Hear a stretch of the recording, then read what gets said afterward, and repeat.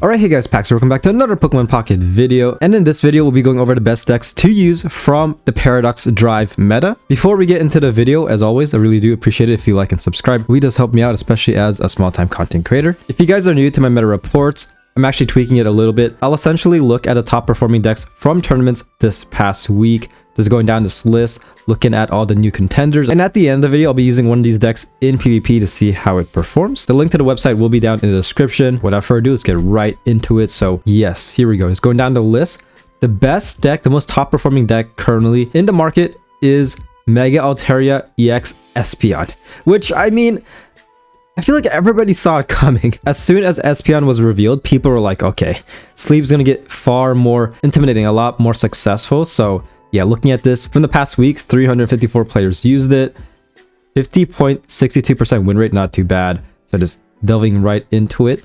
I did make a deck showcase going over this deck. It should be a couple of videos before this. If you want a more in-depth deck showcase, then I suggest checking that video out. Mega Hassan Latif EX, second place out of 266. Here we go. So 11 wins, 2 losses. Loss against Magnezone, Miraidon, and a mirror match. Okay, does make sense. And again, please stay tuned because I will be going over Magnezone Miraidon later on. But here we go. Opening the image. This is the deck right here. So looking at it, it's very similar to the past decks in regards to Igglybuff, Darkrai, Altaria. The main addition, of course, is Espeon and Eevee. This is actually a very welcome addition, primarily because with Igglybuff, Darkrai, Altaria, worst case scenario is to lead with Darkrai. It's so annoying. You will have to run, given that you will have to run X-Speed to X-Speed out of Darkrai, and it's ultimately just very annoying. Given this variation, since you have 8 basic Pokemon, you're less likely to lead with Darkrai. So yeah, Eevee is amazing. Eevee Espeon, this Eevee right here is insane. It's crazy, man. Eevee power creep is insane. Like, I still remember, I don't know if I'll try to pull it up very briefly, but there was one Eevee that was, it seemed okay. Like, it wasn't that overpowered, but I mean, just find a friend as well. But like, looking at all the EVs, a bit sidetracked, but again, the EV meta has to be studied, man. It just kept on getting power corrupts. There's this one as well, collect, draw cards. So as you can see, the effects keep on getting better and better over time. And now we peaked with this guy. With the ability Boosted Evolution, as long as this Pokemon is in the active spot, it can evolve during your first turn or the turn you play it. In other words, if you are going second, leading with Eevee, you could evolve into Espeon and start attacking, doing 40 to 80 damage. You could get to 90 with training area, and then with type advantage 110. So yeah, it's kind of insane when it comes to damage value, especially early game. Again, your first turn doing 110, your opponent really can't do much. They have to basically predict that you're just going to nuke their active, in which they have to pivot to feeding their bench. Yes, only running one Altaria, which I guess makes sense because again, the primary factor for this deck is definitely sleep. You essentially only need one Altaria EX in my opinion. Area 0 is also a pretty decent support, pretty much acting as a mulligan. Once during each player's turn, that player may shuffle a basic Pokemon from their hand into their deck. If they do, they draw a card.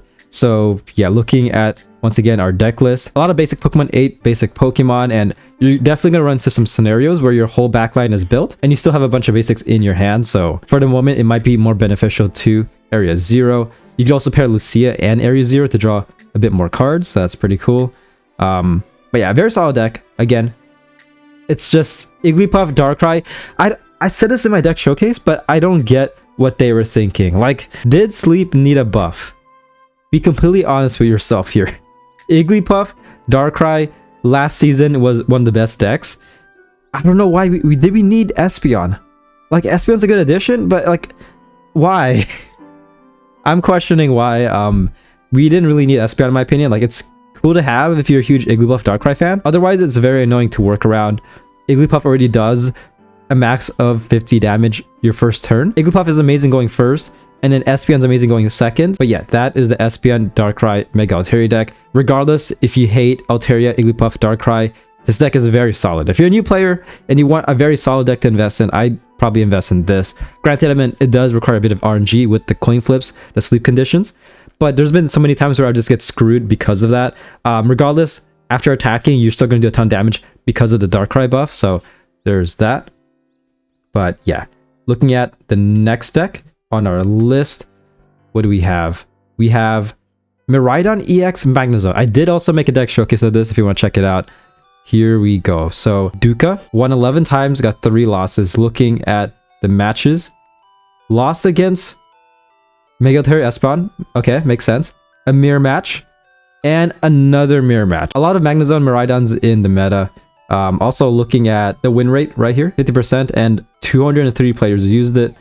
Here we go. So pulling up the deck, very solid. Once again, I feel like this meta is primarily known for buffing other decks. You know what I mean? So like looking at Espeon, buffing Igglybuff Darkrai, which was already very good. Same thing with this, buffing Magcorio, just adding a little bit of kick. So yeah, again, very similar to Magcorio, but more aggressive because of Miraidon. So looking at Miraidon, not going to go too much into this Pokemon, but yeah, ability drive. I've said it several times already, but the abilities essentially Solgaleo EX and Lunala EX's abilities combined. Hadron Ray does 20 base damage, and this scales over time with the amount of lightning energy you feed this guy. So yeah, 20 base damage. If you feed this guy 3 lightning energy, this guy's doing 80. Next turn, 100. Next turn after that, 120. So you see how this works. This deck wouldn't be as good if it weren't for Magneton. The ability generation is insane. So if you're going second and you have 1 copy of Magneton, you can just start attacking with Miraidon because you'll have 3 energy by that turn. Going first, if you have 2 Magnetons out, you can sub into Miraidon. You should have 3 energy also. So yeah, very aggressive, and you can definitely catch your opponent off guard with that. Oricorio just being Oricorio. Again, a lot of this very dominant EXs in the meta, so it does make sense. For my deck showcase, I did use Zeraora because I primarily wanted to focus on Miraidon, but Oricorio is better disruption, just disrupting your opponent. Turo, Professor Turo is amazing. Essentially, very similar to Lima, but instead of going back to your hand and also needing to be to take some damage, it goes to your deck. So could mess you up, but regardless, good retreat. Makes it so that your opponent doesn't knock out Miraidon. Clemont must run for Magnetons, in my opinion. Cyrus, Sabrina, this is the goated combo, Pokeball, Giant Cape, Lucia, and also 1 Magnezone, of course. So there's a lot of ways to lead with this. You could lead with Miraidon EX early game, eventually sub into Magnezone to sweep your opponent, or you can leave him Miraidon early game and then into Magnezone. Once Magnezone gets knocked out, sub in another Miraidon, because again, Turo, early game you can just retreat and sub him back in later on. So yeah, this deck is very flexible. Can either be very slow or very fast, depending on how fast you can get Miraidon out, as well as all the Magnetons, but overall a very fun addition to the Lightning archetype. The next deck that we'll be going over is Mega Lucario EX Koraidon EX. 86 players, has a 45% win rate. So yeah, slightly worse compared to the other top performing decks, but still is the 8th most used and most successful. First place deck made by Magma Prelux. Hopefully I'm saying that correctly. Won 10 times, lost once against Magnezone EX Magnezone. Briefly pulling this up. Again, I want to focus primarily on the new decks, but this is kind of misleading. But it's a Miraidon Magnezone deck with Magnezone EX. Different playstyle. Late game, you most likely will lead with Magnezone EX and to start dominating your opponent. Far more guaranteed damage than Miraidon, because yeah, this guy does flat 130, whereas Miraidon can vary 80 to how many you want to feed it, but 2 Oricorios as well. So it kind of makes sense why this deck lost because of Oricorio's dominance. But yeah, focusing on this deck right here. So yeah, lost once, ultimately won against Espeon, Altaria, which I feel like ultimately comes down to a coin flip. They're either going to win or lose, depending if you get heads or tails on the sleep conditions. So here we go. This is the deck. We got Riolu, Mega Lucario, Koraidon, Hitmonlee, Zygarde, and yeah, this deck is very straightforward. Ideally for the early game, you want to lead with Hitmonlee or Zygarde, eventually sub into Koraidon EX and then into Mega Lucario EX. Looking at the trainers, we got Field Blower, Amazing Disruption, Karina, and Arena of Antiquity. I feel like these two are basically must runs for the fighting type currently. PC Lady just to counteract Espeon and Igglybuff. Cyrus must run. So yeah, very straightforward deck. Koraidon, I personally prefer Miraidon over Koraidon, just comparing both of them. So yes, looking at this guy, same ability as Miraidon. Attack requires 3 fighting type energy. Does base 110. After attacking, discard the top card of your deck. So I'm not really too fond of this, especially early game, because you're discarding a card from your deck. That could be a Cyrus, and Cyrus can definitely win you the game later on. The most popular win condition in the game, so could definitely lose you the game if your Koraidon does discard this 28-year-old man. So you gotta be very careful attacking with this guy. But regardless, I mean, with Karina and Antiquity, this guy going up against an EX will do 160 damage. 180 if they do have type advantage. So against, let's say, looking at this, yeah, Magnezone is one-shot in, even with Giant Cape, Miraidon as well. So yeah, a very straightforward deck. Lucario, Mega Lucario is also very solid as well. With 3 energy attached, this guy can do 140. With the buffs, 190. Type advantage, 210. So yeah, Lucario is just so fun to run, in my opinion. But it just feels so weird running it with Koraidon because, again, Koraidon requires a lot of energy. When it comes to the fighting type meta, there are no energy ramps. There are no energy supports.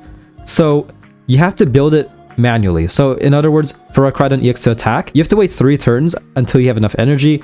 If you go first, you have to wait 4 turns. And then afterwards, so let's say you do get Koraidon EX out, you have to wait a couple more turns until Lucario can attack, you know? Which is why part of me does prefer this deck without Koraidon, just like Lucario.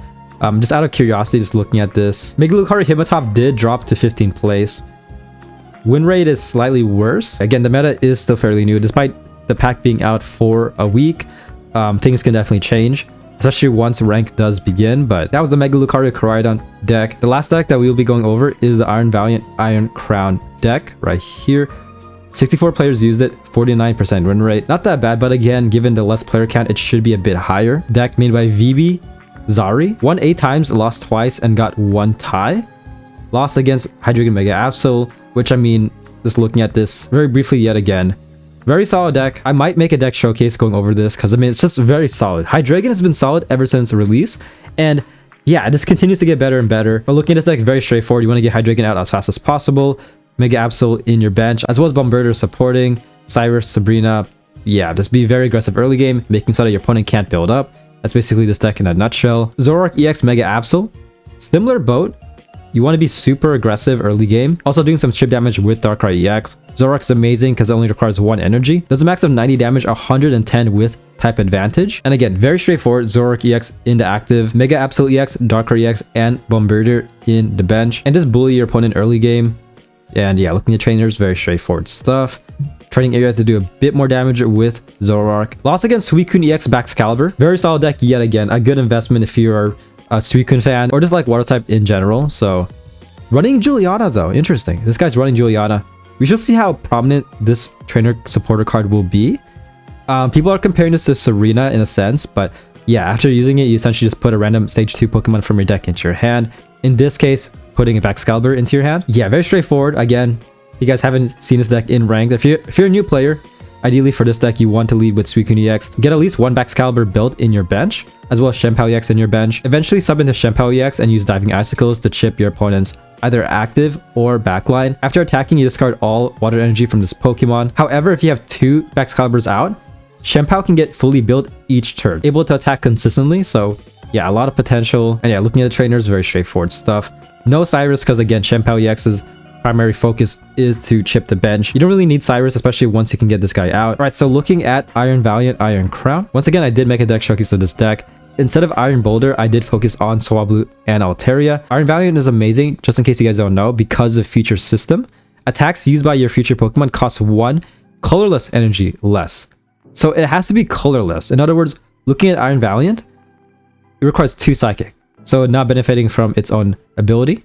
However, looking at something like Iron Crown, requires 2 colorless energy. So if you have 2 Iron Valiants out, this guy can attack for free. And speaking of Iron Crown, looking at this guy, Enumerating Blade does 10 base damage. This attack does 20 more damage for each of your opponent's bench Pokemon. So I mentioned this before, but it's very similar to Pidgeot, can't spell, Pidgeot EX from it's all the same, A1. So yeah, 20 more damage for each of your opponent's bench Pokemon. This guy does more base damage. Didn't really see much play, especially since it is a stage 2. Back in the day, I mean, stage 2s were very hard to get out. But yeah, looking at this guy, amazing synergy once again with Iron Valiant, as well as fitting in the Psychic archetype, meaning that it does benefit from something like Peculiar Plaza. We also have Future Booster Capsule right here to do a bit more damage, plus 20. Iron Leaves and Iron Boulder, looking at these guys, 80 base damage, requires 2 Psychic, 2 colorless. If this Pokemon has a Poketool attached, this attack does 40 more damage, so a total of 120. Could be rather menacing late game, even mid game, if you get lucky with the Iron Valiant buffs. But yeah, this is a fully non-EX deck. And then lastly, looking at Iron Leaves, Avenging Edge, 50 base damage. If any of your Pokemon were knocked out by damage from an attack during your opponent's last turn, this attack does 50 more damage. Once again, looking back to the past, very similar to Marshadow. Same thing, this guy does 100 damage, fitting perfectly in the fighting type archetype. This guy more so in the psychic / future archetype. Very straightforward deck. Ideally, you want to lead with Iron Crown, 2 Iron Valiants in your bench, Iron Boulder in your bench as well, Iron Leaves in your hand. So once Iron Crown does get knocked out, able to attack for free, of course, since you have 2 Iron Valiants. Place Iron Leaves in the bench, retreat out of Valiant into Leaves, just like that. Feed can do 100. So yeah, you see how this deck works. You see kind of the gimmick. The scary thing though is that towards the late game, it might get a bit scary. You want to just do a ton of damage because again, most of these basic Pokemon are rather frail. The Pokemon with the highest amount of HP is Iron Bundle, and that's only 120. So yeah, something to note. But ultimately a very fun non-EX deck. We have a bunch of trainers supported. May could come in clutch, Sabrina, Copycat. So yeah, very straightforward stuff. And yeah, those are all the decks I'll be talking about in this video. Once again, primarily focusing on the new decks from Paradox Drive. Overall, not too bad. This meta, it's okay. I feel like some cards I like, such as Miraidon. Other cards I question, such as Espeon. But personally, for me, Miraidon EX is definitely my favorite card. Further buffing Magcorio. Once again, as I mentioned before, this meta doesn't really add too much. You would think they would add a bunch of new things, but I mean, if anything, I meant, of course, the future and ancient meta. That's pretty cool. Not as strong, especially comparing it to last year. Looking at Ultra Beast, back then Ultra Beast dominated the meta. Here, I mean, looking at it, most of these Paradox decks are hybrids, like hybrid Paradox deck. The only one that's purely Paradox Pokemon is of course the last deck that I mentioned, Iron Valiant, Iron Crown. But I feel like for the Paradox Pokemon to succeed, it has to be paired with other very meta prominent decks already, such as of course Mega Absol, Magcorio, and Igglybuff Darkrai. But yeah, that is just my opinion. And to end off the video, I'll be using this deck in PvP, and we'll see how it performs. All right, here we are in PvP battle. We are going second. Okay, leading with Iron Crown. Not placing Iron Leaves because we might be forced to May so that we can get an Iron Valiant and start attacking next turn. Interesting. Opponent's using a Moltres deck. Okay. This is the Emblem event, by the way, so anything can happen. Could Professor, but honestly, I'm just going to May so that I'm guaranteed to potentially get, not guaranteed, but very high chance to get Iron Valiant. There we go. Perfect. Let's do this. Very straightforward stuff. Next turn, I will Professor's Research, but for now, let's do this. Feed and attack. Very straightforward stuff. Opponent retreats out. Charmander evolves into Charmeleon. Moltres Inferno dances. Gets 2 heads. Nice. We got a Pokeball. Perfect. Another Iron Valiant. Amazing. Give me a basic. Any basic will do. Iron Leaves, perfect. We can definitely chill like this for now. Yeah, just play it like this. Feed Iron Leaves, attack with Iron Crown. Once again, only doing 30, which is the main issue for this deck. You want your opponent's backline to be built to be doing max damage. Opponent evolves into Mega Charizard X. This turn we need an Iron Boulder. Please, perfect. Nice. All we need now is a Poketool. Any Poketool will do. Perfect. That's actually very good. Okay, so place an Iron Boulder. Next turn, this guy should be able to attack. So here we go. Just place this down. Very straightforward stuff. Avenging Edge, doing 100 damage. Next turn, Iron Boulder is doing 140. That's Sabrina to mess me up. Pretty scary, I'd have to admit. We might be in trouble if they do heal up. Otherwise, Iron Leaves can yet again do 100. So if they can't heal, okay. Last ditch effort subbing into Moltres. Getting 1 heads. Okay. Feeds Entei. Okay, but we got Cyrus, man. Look at our hand. Sabrina, Cyrus. Most popular win conditions in this game. Feed, just like that. Iron Boulder is doing 140. Cyrus. And GG. That's basically how you want to play this deck. Again, damage early game does vary, but ultimately you could just secure a dub just like this. That is pretty much the video. Hope you guys found this video informative as well as a bit entertaining. I tried to be. Once again, I really do appreciate it if you do like and subscribe. Helps me out both mentally and physically, as I always say. And yeah, with that being said, I'll see you guys on my next video. Peace.